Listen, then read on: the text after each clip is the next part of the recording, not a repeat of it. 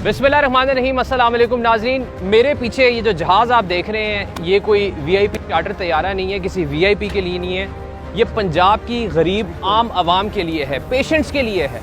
जो पेशेंट्स दूर दराज इलाकों से लाहौर आते थे, भारी भरकम किराए देते थे, दूसरे बड़े शहरों में जाते थे जहाँ बड़ी अच्छी मेडिकल फैसिलिटीज़ हैं, उनके लिए वज़ीर पंजाब मरीम नवाज शरीफ ने अपनी पहली तकरीर में ऐलान किया था कि एयर एम्बुलेंस पंजाब की आवाम को दिया जाएगा और ये वादा पूरा कर दिखाया है। मेरे साथ आज मौजूद हैं secretary emergency services doctor Rizwan Naseer साहब। डॉक्टर साहब बहुत शुक्रिया और बड़ी ज़बरदस्त एफर्ट है आपकी।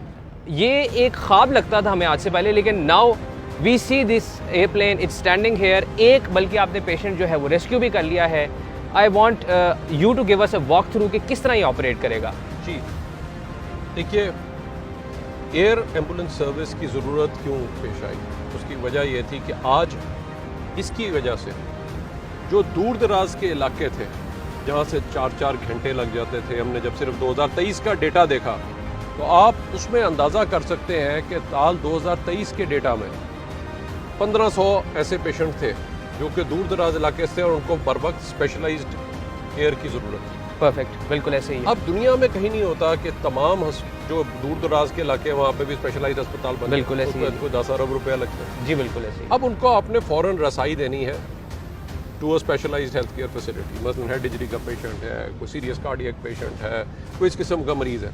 अब इस एयर एम्बुलेंस की वजह से आज वो जो पंजाब के दूर दराज इलाके भी हैं, बहावल नगर हो गया, मियाँ वाली हो गया, बक्कर हो गया, जहाँ पर हमने देखा, उनको भी बर वक्त स्पेशलाइज्ड हेल्थ केयर तक रसाई मुमकिन होगी, जिस तरह से इंटरनेशनल गाइडलाइंस के मुताबिक दूसरे ममालिक जो है वो देते हैं। तो कहाँ पे हमने वहाँ पे, क्योंकि ऐसी जगहों पे हर जगह पे अस्पताल इतने बड़े नहीं बन सकते, तो लेकिन आज उन सबको रसाई मिल गई है टू स्पेशलाइज्ड केयर फैसिलिटीज़। ये हमारा पूरा एक देख सकते हैं कि बाकायदा इसके लिए एक ट्रेनिंग भी होती है, ट्रेनिंग सिमुलेटर्स भी हैं, यहीं पर उनको हैंड्स ऑन ट्रेनिंग भी कराते हैं। पूरा एक प्रोसेस गुजरता है।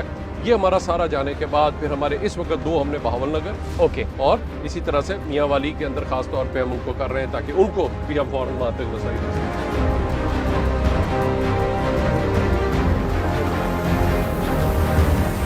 सर मैं चाहता हूँ एक मॉक हमारे व्यूअर्स के लिए हमें पता लगे कि ये प्रोसेस कैसे जाता है। पेशेंट को आप हॉस्पिटल से या किसी जगह से जहाँ भी वो बीमार पड़ा है या मफलूज है या कुछ भी ऐसा मसला है वहाँ से इसमें डालते हैं और फिर यू लैंड लाहौर और किसी बड़े इलाके में। कैसे ये प्रोसेस कैसे चलता है सर? जी, इस पूरे प्रोसेस को हमने बहुत ही आसान बना दिया। और उसको आसान इस तरह से हमने बना दिया है कि सिर्फ आपने एक जो है जैसे ही आता है कंसल्टेंट ने देखा कि इसको स्पेशलाइज्ड केयर की ज़रूरत है, एमएस ने सीधा हमारे डिस्ट्रिक्ट इमरजेंसी ऑफिसर को कॉल करना है और वो सीधा एक्टिवेट करा देंगे। वहाँ पे जितनी देर में वहाँ से उसको शिफ्ट करके वहाँ पे एम्बुलेंस वहाँ पे लेके आएगी एट दी रनवे और उधर साथ ही हमारी एयर एम्बुलेंस तैयार होगी ताकि वो फ़ौरन उसको स्पेशलाइज्ड हॉस्पिटल, चाहे वो बहावलपुर में है, चाहे रावलपिंडी में है, लाहौर में है, वहाँ पे उनको शिफ्ट कर सकेगी और वहाँ पे ताकि उनको बेहतरीन जो इलाज मिल सकता है वो उनको दिखाया जा सके।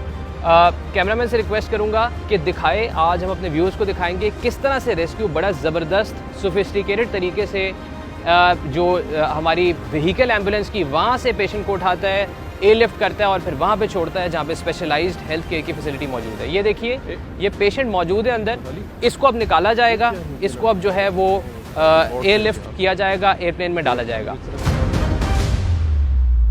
अब आप ये देख सकते हैं कि एम्बुलेंस फौरन रनवे तक पहुंची और यहाँ से अब हमारा तैयार खड़ा है जहाज और ये फौरन उनको स्पेशलाइज्ड हॉस्पिटल तक ले जाने के लिए तैयार है। तो अगर हेड इंजरी का पेशेंट है ये, इसको अब फौरन हम शिफ्ट कर रहे होंगे।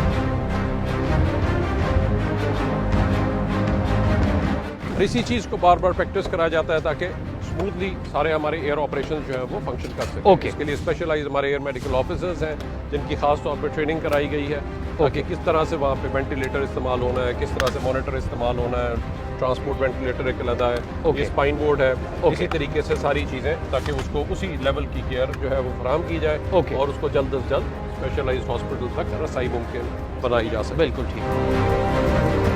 आप देख सकते हैं किस तरह महारत के साथ हमारे जो रेस्क्यूअर्स हैं और वो इस पेशेंट को जो है वो एयरलिफ्ट कर रहे हैं। इनको इस वक्त जो है वो लोड किया जा रहा है जहाज़ के अंदर और तमाम किस्म की जो मेडिकल फैसिलिटी है जो इनको चाहिए थी वो इसके अंदर मौजूद है। अमला भी मौजूद है जो बड़ी एहतियात के साथ इस पेशेंट को इसके अंदर डाला जा रहा है क्योंकि हेड इंजरी का पेशेंट है, क्रिटिकल है। इसलिए बहुत एहतियात के साथ इसको जो है वो जहाज़ में उतारा जा रहा है। और आप देख सकते हैं कामयाबी से उन्होंने उतार दी है। अब इसको जो है वो यहाँ से टेक ऑफ करने की जो है वो तैयारी की जा रही है। साथ ही साथ जो ऑक्सीजन और दूसरी चीज़ें वो दी जा रही है।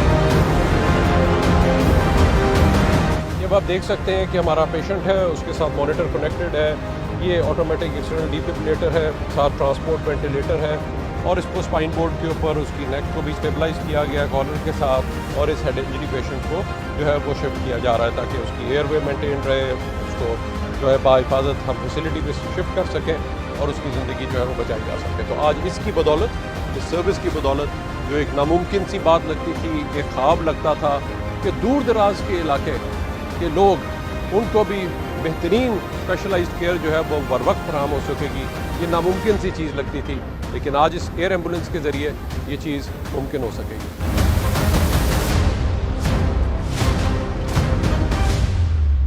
प्रोसेस आपने सारा देखा। Secretary emergency services doctor Rizwan Naseer ने आपको बताया किस तरह से बड़ी ज़बरदस्त फैसिलिटी यहाँ पे पंजाब में शुरू कर दी कि एक पेशेंट को रेस्क्यू ऑलरेडी किया गया है जहाज़ के ज़रिए।